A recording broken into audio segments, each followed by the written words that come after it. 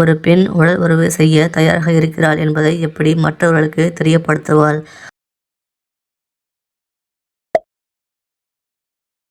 பொதுவாக எந்த வயதில் அமெரிக்க பெண்கள் கன்னித்தன்மையை இழக்கிறார்கள்?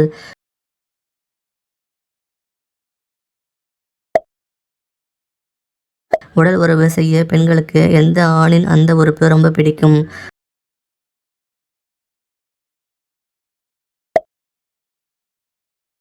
பொதுவாக எப்படிப்பட்ட பெண்கள் அதிக நேரம் உடல் உறவு செய்து கொள்வார்கள்?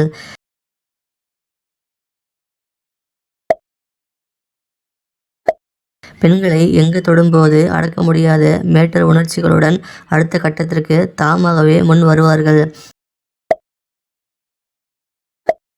மேட்டர் தேவை அதிகமாக இருக்கும் பெண்ணுங்க தரும் சிக்னல் எப்படி இருக்கும்?